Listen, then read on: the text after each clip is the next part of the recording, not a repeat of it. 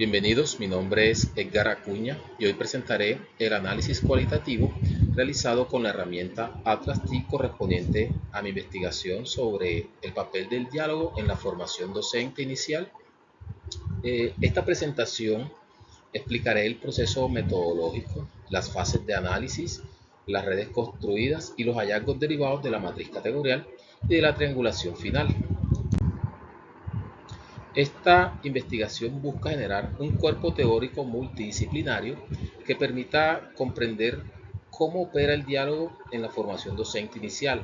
Para ello, trabajé con 9 estudiantes del sexto semestre de la UPEL Maracay, pertenecientes a 3 especialidades que son Ciencias Sociales, Física y Castellano. El propósito general consistió en interpretar las concepciones y prácticas dialógicas que emergen en este contexto y articularlas con la ética, el pensamiento crítico y el clima socioafectivo del aula. Toda la información fue procesada en el programa Atlas TI mediante un análisis riguroso basado en la teoría fundamentada y en la triangulación metodológica. El trabajo se desarrolló en 8 fases principalmente. Estas fases metodológicas que permiten visualizar de forma correcta cómo fue el proceso de construcción teórica. Primero, se realizó la preparación de los datos, organizando las entrevistas y verificando su calidad textual. Luego se pasó a la segmentación y creación de citas, seleccionando los fragmentos más significativos que daban cuenta de experiencias, percepciones y valoraciones sobre el diálogo.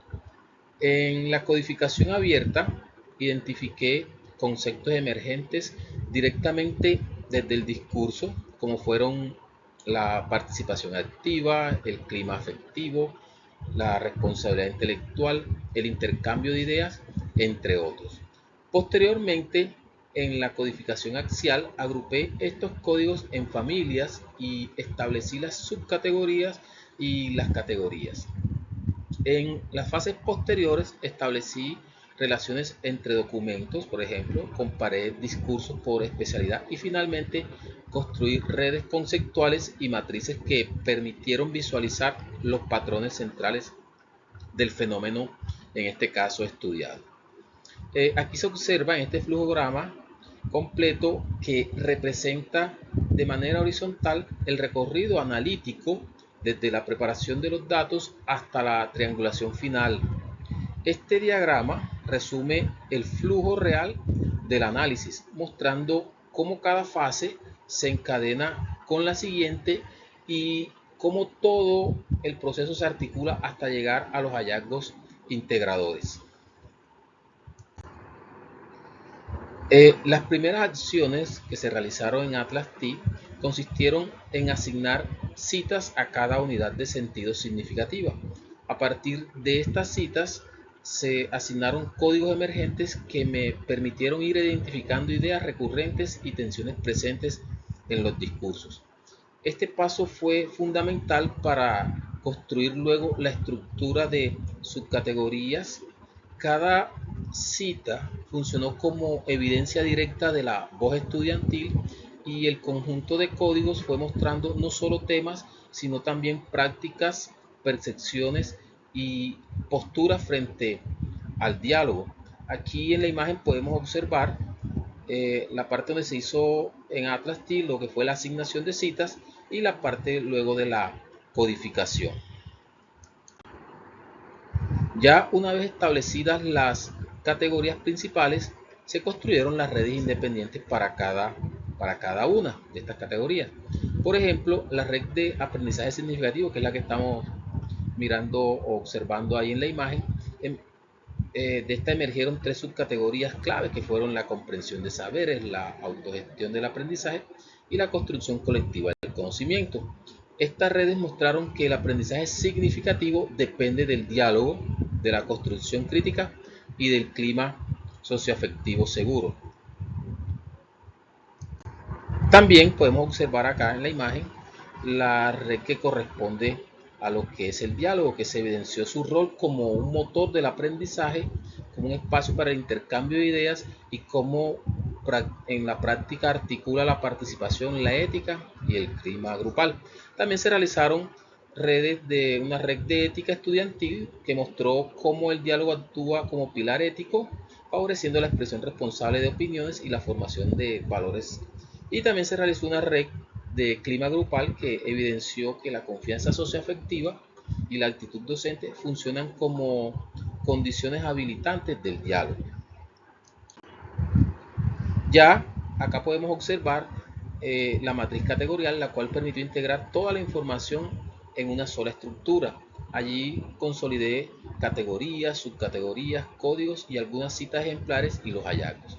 Esta matriz facilitó la comparación entre categorías y reveló conexiones clave, por ejemplo, cómo el clima afectivo potencia la participación o cómo la responsabilidad intelectual fortalece la ética estudiantil. Aquí podemos observar en la imagen un ejemplo de lo que fue una matriz categorial en el cual podemos observar las columnas en las categorías, subcategorías, los códigos, las citas ejemplares, ahí no están todas, los hallazgos por subcategoría y el hallazgo por categoría. Y acá también podemos observar eh, el complemento de estas redes o esta matriz, perdón, categorial. Ya lo que es la red semántica que podemos observar constituye la síntesis teórica más compleja del análisis realizado en Atlas T, pues muestra cómo cada una de las categorías y subcategorías se articula alrededor del diálogo. Esta red no solo visualiza relaciones conceptuales, sino que construye el entramado epistémico, ético y afectivo que emerge de las voces de los estudiantes. En el centro de la red se ubica el diálogo como una categoría axial. Esta posición no es algo solamente simbólica, sino es más bien estructural. En todas las entrevistas, el diálogo aparece simultáneamente como práctica comunicativa, como una herramienta cognitiva, como un proceso ético y como una condición socioafectiva. Esta multifuncionalidad explica por qué se comporta como un nodo de alta densidad relacional, conectando a todas las demás categorías del sistema. Sobre el eje del diálogo se proyectan tres movimientos centrales. Tenemos, por ejemplo, lo relacionado con el movimiento cognitivo, en donde el diálogo se conecta directamente con la comprensión de saberes, la construcción colectiva del conocimiento y el pensamiento crítico. Esto pues demuestra que los estudiantes no entienden el aprendizaje como solamente la recepción pasiva, sino como una interacción donde las ideas se contrastan, se argumentan y se reconstruyen en colectivo. La red evidencia que sin diálogo no hay aprendizaje significativo como tal.